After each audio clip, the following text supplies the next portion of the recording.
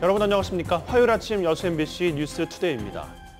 순천에서 화이자 백신을 맞은 장애인 수영 선수 고 이슬희 씨가 사흘 뒤 심근염으로 숨졌다는 소식 전해드렸었죠.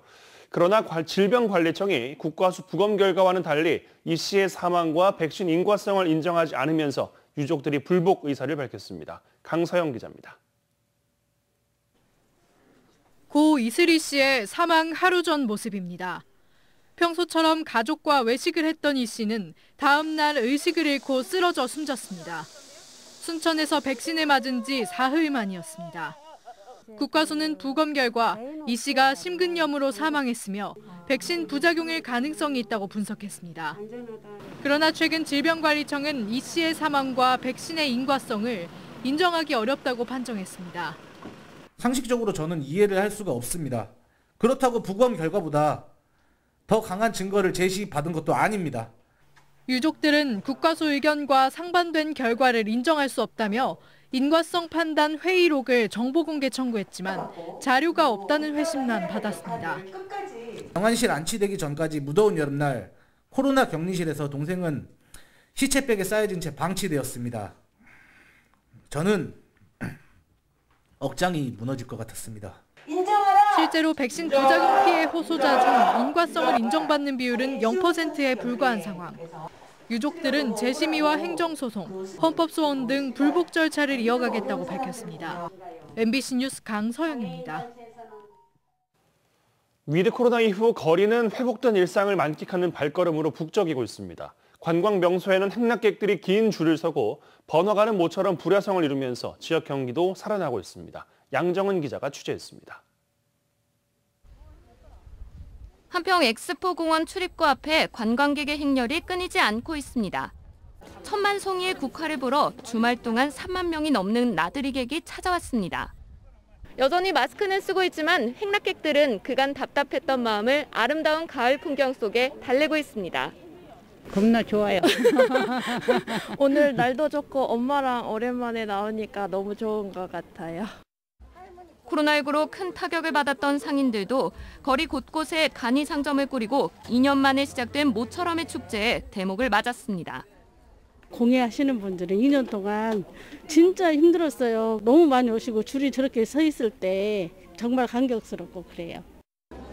또 다른 관광 명소인 유달산 케이블카도 관광객들이 몰려들고 있습니다. 위드 코로나가 시작되기 일주일 전과 크게 달라진 모습. 광주 전남의 주요 관광지들도 모처럼 특수를 누리고 있습니다. 전 주말 같은 경우는 이제 사람들이 이제 이렇게 답답한 모습으로 이렇게 마음가짐이 무거운 상태에서 움직인 거고, 이제 이번 같은 경우는 거리두기가 완화되면서 좀 마음 편하게 움직일 수 있는 그런 부분이. 지난달까지만 해도 밤 10시가 넘으면 인파를 찾아볼 수 없었던 번화가. 그간 눌린 마음이 터진 듯 늦은 시간까지 음식점과 술집에는 손님들이 넘쳐나고 지역 상권도 활기를 띠고 있습니다. 네, 이제 사람들이 좀 많이 참였던 게 터지기도 한 것 같고 시간이 좀 풀리기도 하니까 사람들이 시간 여유가 좀 더 생긴 것 같기도 해서. 위드 코로나와 더불어 광주 전남은 온라인 시장까지 소비 분위기를 이어가 경제 훈풍을 맞고 있습니다. 저마다 만끽하는 장소도 느낌도 달랐겠지만 일상이 회복되고 있다는 마음에 모두들 모처럼 활짝 웃었습니다. MBC 뉴스 양정은입니다. 여수시가 코로나19 돌파 감염과 중증, 사망 등의 위험을 예방하기 위해 미접종자의 접종 독려를 당부했습니다. 여수시는 미접종자의 접종률을 높이기 위해 86개 위탁 의료기관에서 사전 예약 없이 당일 접종이 가능하도록 했으며 부득이한 사유로 2차 접종을 받지 못한 대상자는 누리집 등을 통해 예약 변경과 자녀 백신 접종이 가능하도록 접종 방법을 개선했다고 밝혔습니다. 여수시는 단계적 일상 회복을 위해서는 예방접종이 반드시 필요하다며 가족과 이웃을 위해 적극적인 예방접종 참여를 당부한다고 덧붙였습니다. 여수 지역은 지난 7일 기준 예방접종 완료자는 22만 108명이며 접종 완료율은 78.54%, 전국 평균보다 1.94% 높습니다. 광양시가 관내 인플루엔자 예방접종 대상자를 확대합니다. 광양시는 지난 10월 25일부터 시행되고 있는 광양시민 인플루엔자 예방접종 대상자를 만 55세 이상에서 만 50세 이상으로 확대해 어제부터 인플루엔자 무료 예방접종을 실시하고 있습니다. 현재 인플루엔자 국가 무료 접종 대상은 생후 6개월에서 만 13세 이하, 만 65세 이상이며 만 50에서 64세, 국민 기초생활보장수급자, 국가유공자, 중증 장애인 등입니다. 여수시가 어린이 특화 도서관 건립을 추진합니다. 여수시는 소라면 중림리 산들공원에 지난해 11월부터 국비와 시비 등 92억 4천만 원을 들여 어린이 도서관과 공동 육아 나눔터 등을 건립하는 생활 SOC 복합화 사업을 추진하고 있습니다.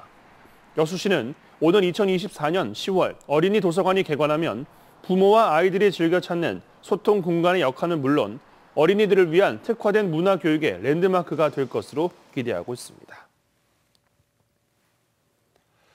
올가을 장마와 고온 현상으로 배추 무름병이 기승을 부리면서 농민들이 울상입니다. 특히 김장철 대목을 앞두고 있는 배추 가공업체도 물량 확보 걱정에 애를 태우고 있습니다. 문형철 기자입니다. 수확을 앞둔 전남 순천의 한 배추밭. 밭 곳곳이 노랗게 변한 채 흙이 드러나 있습니다. 배춧잎은 살짝만 만져도 찢어지고 아예 뿌리까지 썩은 것들도 적지 않습니다. 초가을 고온다습한 날씨의 영향으로 배추가 물러지고 썩는 무름병이 기승을 부리고 있는 겁니다. 비가 열흘 이상 계속되고 그 직후에는 또 여름 날씨처럼 고온이 지속되고 그러다 보니까 생리적으로 방해를 받아서 이 일대 배추 농가들은 적게는 재배 면적의 절반, 많게는 80% 이상이 피해를 입었을 정도로 상황은 심각합니다. 말로는 표현할 수 없죠. 시골에서는 정말 벼, 채소 이런 것에 목매여 있는데 이렇게 한 60% 정도 값단 것은 기가 막힌 일이겠죠. 대목을 앞둔 배추 가공업체들도 물량 확보에 비상이 걸렸습니다. 다음 주부터 가동에 들어가는 이 절임 배추 공장은 현재 선주문 물량이 1,600상자에 달합니다. 하지만 조합원 농가들의 배추 수확량이 예상보다 더 감소할 경우 평년보다 열흘 정도 빠른 12월 중순쯤 작업을 중단할 수밖에 없는 상황입니다. 금년에 예측을 하기로 지금 한 5천 상자를 지금 잡고 있어요. 근데 제일 문제가 배추 수급량, 물량 수급이 안 되면 장목반에서 배추를 사들여야 되지 않나 이렇게 생각을 하고 있습니다. 작황 부진에 따른 배추값 상승에다 소금과 마늘 등의 김장 재료 가격까지 10% 이상 오른 상황이어서 김장철 소비자들의 부담도 더욱 늘어날 것으로 보입니다. MBC 뉴스 문형철입니다. 전남 도립미술관의 이건희 컬렉션 특별전이 큰 호응을 얻었습니다. 전남 도립미술관에 따르면 지난 9월 1일부터 지난 7일까지 고귀한 시간, 위대한 선물이란 주제로 열린 이건희 컬렉션을 찾은 지역 관람객들이 3만여 명에 이르는 것으로 집계되고 있습니다. 특히 이번 특별전은 한국 추상의 선구자 김환기, 강렬한 채색화로 한국 화단에 큰 자취를 남긴 천경자 등 고 이건희 회장이 소장하고 있던 남도의 숨결이 깊게 밴 작품들을 한자리에서 볼 수 있는 좋은 기회가 된 것으로 평가받고 있습니다. 전국이 요소수 품귀 현상을 빚는 가운데 광양과 순천 소방서에도 요소수 기부가 이어졌습니다.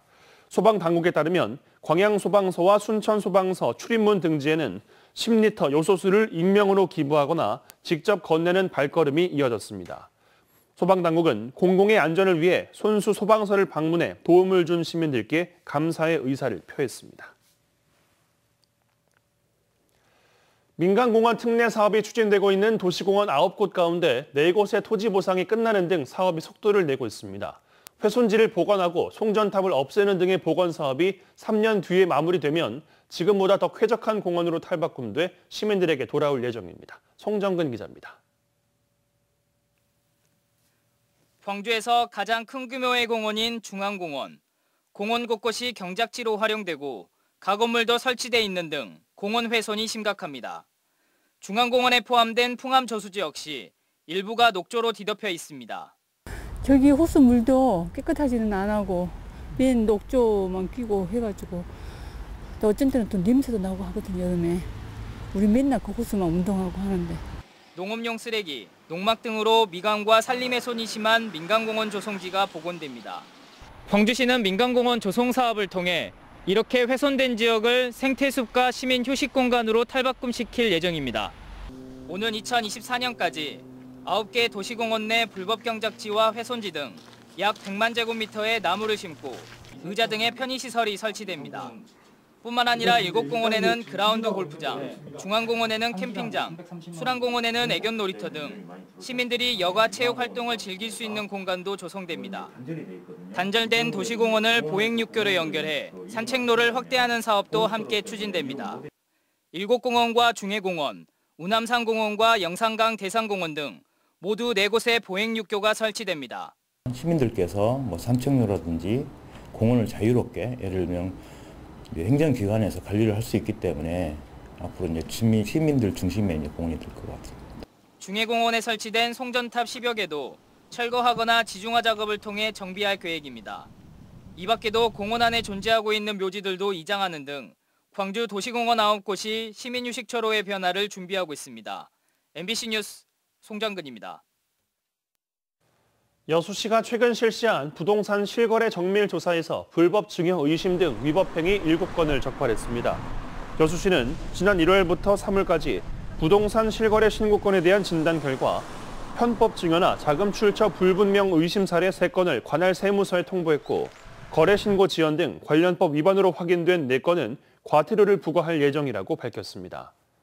여수시는 지금까지 4차례에 걸쳐 신규 분양 아파트에 대한 분양권 전매 등 위법 행위를 조사해 불법 전매와 명의신탁 의심자 38명, 편법 증여와 자금 출처 불분명 49명 등 모두 87명을 적발했습니다. 시립미술관 건립을 추진하고 있는 여수시가 시민 의견 수렴과 공감대 형성을 위해 지난 6월에 이어 2번째로 시민공청회를 개최합니다. 여수시는 오는 15일 여수문화홀에서 제2차 시립미술관 건립 시민공청회를 열고 향후 미술관 운영 계획 등에 대한 시민 의견을 수렴할 계획입니다. 여수시는 250억 원의 예산을 투입해 연면적 8,000제곱미터, 지상 3층 규모로 건립을 추진하고 있습니다.